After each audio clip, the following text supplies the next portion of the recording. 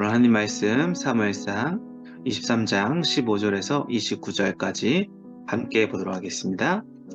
다윗이 사울이 자기의 생명을 빼앗으려고 나온 곳을 보았으므로 그가 십광야 수풀에 있었더니 사울의 아들 요나단이 일어나 수풀에 들어가서 다윗에게 이르러 그에게 하나님을 힘입게 의지하게 하였는데 곧 요나단이 그에게 이르기를 두려워하지 말라. 내 아버지 사울의 손이 내게 미치지 못할 것이요 너는 이스라엘의 왕이 되고 나는 내 다음이 될 것을 내 아버지 사울도 안다 하니라. 두 사람이 여호와 앞에서 언약하고 다윗은 수풀에 머물고 요나단은 자기 집으로 돌아가니라. 그때 사람들이 기브아에 이르러 사울에게 나와 이르되 다윗이 우리와 함께 광야 남쪽 하길라산 숲을 요새에 숨지 아니하였나이까? 그라온즉 왕은 내려오시기를 원하시는 대로 내려오소서. 그를 왕의 손에 넘길 것이 우리의 의무이니이다 하니 사울이 이르되 너희가 나를 궁휼히 여겼으니 여호와께 복받기를 원하노라. 어떤 사람이 내게 말하기를 그는 심히 지혜롭게 행동한다 하나니 너희는 가서 더 자세히 살펴서 그가 어디에 숨었으며 누가 거기서 그를 보았는지 알아보고 그가 숨어있는 모든 곳을 정탐하고 실상을 내게 보고하라. 내가 너희와 함께 가리니 그가 이 땅에 있으면 유다 몇천 명 중에서라도 그를 찾아내리라 하더라. 그들이 일어나 사울보다 먼저 시브로 가니라. 다윗과 그의 사람들이 광야 남쪽 마온 광야 아라바에 있더니 사울과 그의 사람들이 찾으러 온 것을 어떤 사람이 다윗에게 아뢰매 이에 다윗이 바위로 내려가 마온 황무지에 있더니 사울이 듣고 마온 황무지로 다윗을 따라가서는 사울이 산 이쪽으로 가매 다윗과 그의 사람들은 산 저쪽으로 가며 다윗이 사울을 두려워하여 급히 피하려 하였으니 이는 사울과 그의 사람들이 다윗과 함께 그의 사람들을 애워싸고 잡으려 함이었더라.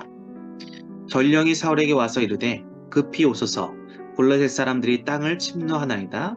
이에 사울이 다윗 뒤쪽 길을 그치고 돌아와 블레셋 사람들을 치러 갔으므로 그곳을 셀라 하마느곳이라 칭하니라. 다윗이 거기서 올라가서 엔게디 요새에 머무니라. 아멘.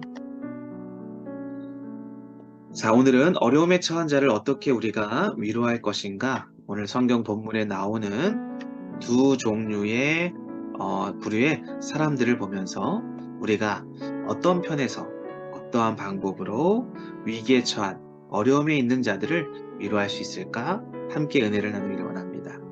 자, 다윗은 언제 있을지 모를 사울의 추격을 피해서 그가 이제 은신처로 삼았던 곳이 십황무지라는 곳으로 피하게 됩니다. 자, 그곳에서 다윗은 오랜 친구 요나단과 재회를 하여서 큰 용기와 위로를 얻죠. 우리는 다윗의 여정을 통해 보통 형통에 대해서 묵상할 수 있습니다. 형통이라고 하면 모든 고난, 장애가 없이 그냥 순적하게 모든 일이 좋은 결과로 가득 차는 것으로 생각하기가 쉽습니다. 하지만 진정한 형통이란 바로 무엇이냐면 주님의 길을 가는 동안 어려움과 장애물을 만날지라도 그것을 밟고 디디고 일어서서 하나님과 함께하는 승리하는 삶을 살아가는 것. 고난 중에 하나님의 역사와 인도와 보호와 승리를 경험하는 삶. 이것이 진정한 그리스도인의 형통이다라는 것이죠. 오늘 바로 다윗이 그것을 우리들에게 보여주는 좋은 본보기가 됩니다. 다윗이 십광야 수풀에 있다는 소식을 요나단이 듣고 그곳까지 찾아와서 다윗을 만납니다. 그리고 그는 하나님 안에서 다윗을 위로하고 용기를 북돋아 줍니다. 그로 하여금 하나님을 힘있게 의지하게 만들지. 그리고 다윗에게 이렇게 말합니다. 하나님의 뜻이 너에게 있다라고 이야기하죠. 사울이 결코 다윗을 해치지 못할 것이고 결국 다윗 너가 왕이 될 것이다.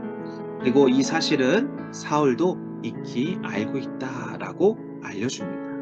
그리고 두 사람은 하나님 앞에서 다시 언약을 맹세하죠. 극심한 고난을 당하던 다윗에게 요나단의 이러한 방문과 위로는 정말 큰 힘이 되었을 것입니다. 요나단의 위로가 특별히 더 큰 그러한 힘과 위로가 된 이유가 무엇이냐? 오늘 말씀을 나누는 제목의 구체적인 답이 되겠지요. 그것은 바로 그의 말이 요나단 개인의 사람의 말로만 끝나는 것이 아니라 요나단은 하나님의 뜻을 전달했습니다.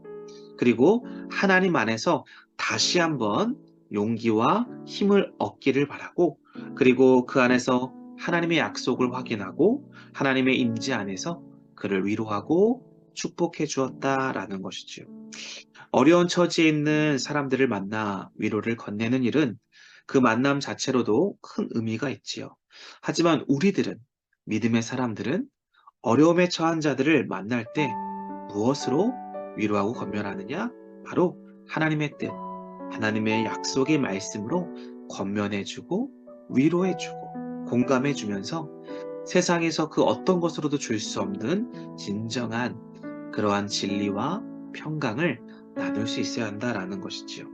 이게 바로 요나단이 어려움에 처한 자를 위로하는 방법이었습니다. 자, 그럼 반대로 다른 두 번째 부류의 사람들을 보면 오늘 본문에 등장하는 사람들은 뭐냐? 다윗이 피해 있던 광야, 바로 십광야라는 곳이었습니다. 그곳에 살고 있는 사람들이었습니다. 다시 말하면 십광야에 살고 있는 그 십사람들이다라는 것이죠.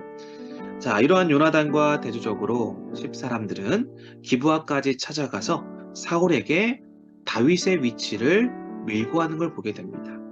다윗이 십광야 숲을 요새에 숨어 있다라고 이야기하면서 와서 잡아가십시오라고 정보를 전달해 줍니다. 여러분, 십사람들은요, 어떤 부류의 사람들이었냐면 사실 지리적으로나 혈통적으로나 다윗과 가장 가까운 사람들입니다. 왜냐하면 그들은 다윗과 같은 혈통인 유다 지파 땅에 거주한 사람들이기 때문이죠. 그런데 이들이 사울을 선택하여서 다윗의 위치를 알려줍니다. 그렇다면 왜 그들이 다윗의 위치를 알려주었을까요? 그것은 현재 지금 사울 왕이 이스라엘을 통치하고 있는데 다윗이 이러한 십광에 숨어 있다라는 정보를 알려주어서 이 사울 왕으로부터 눈에 들 수 있는 기회를 잡기 위함이었습니다.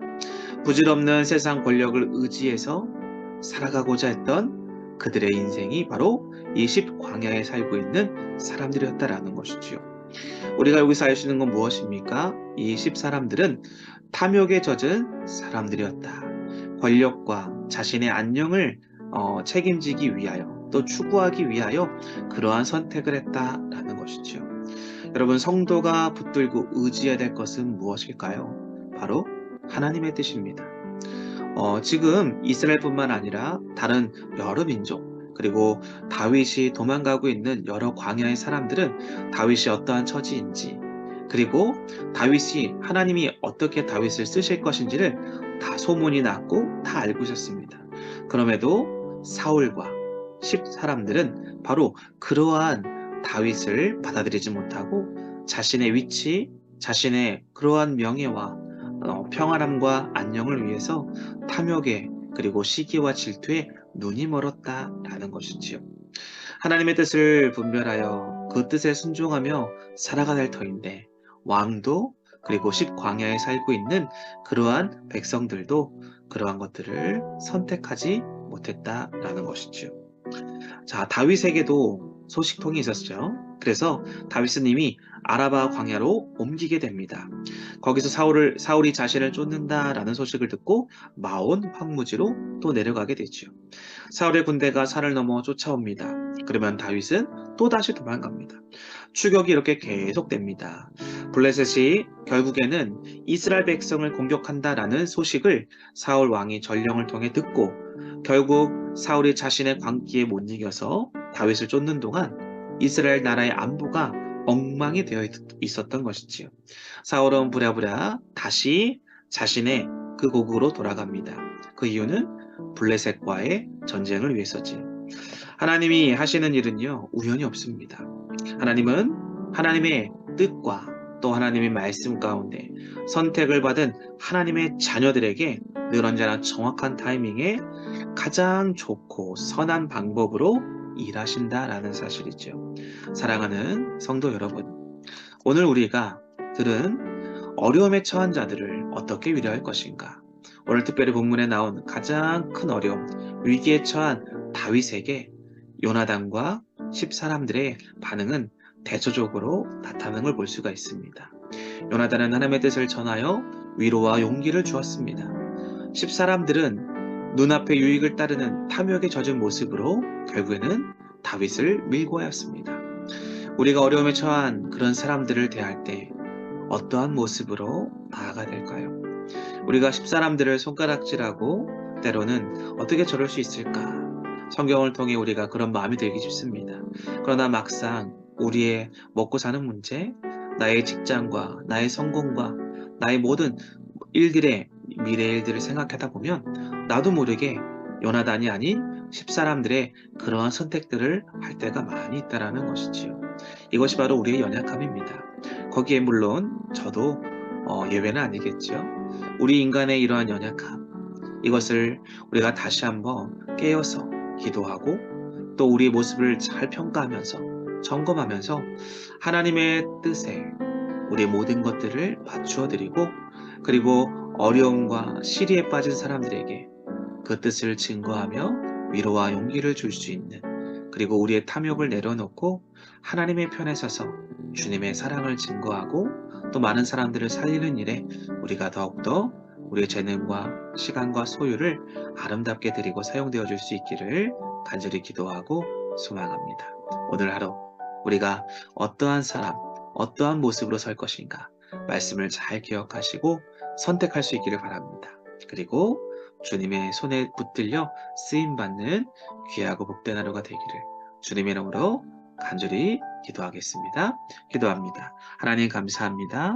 오늘 우리들에게 주님께서 어려움과 공경에 처한 시리에 빠진 자들을 어떻게 위로할 것인가?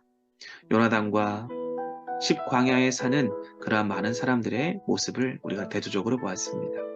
주님, 우리가 요나단과 같은 하나님의 뜻을 증거하고 위로와 용기를 북돋워 줄 수 있는 그런 하나님의 사람들이 되게 하셔서 내가 있는 가정에서부터 직장과 학교의 모든 우리의 학우들과 이웃들에게 바로 그러한 참된 위로를 증거하고 또 그렇게 보여줄 수 있는 하나님의 복음의 메신저가 되어줄 수 있도록 오늘 하루 함께하여 주시고 우리의 입술을 통해 주님의 놀라운 사랑과 위로를 증거할 수 있도록 우리를 주님 사용하여 주시옵소서. 감사를 드리며 예수 그리스도의 이름으로 기도드립니다. 아멘.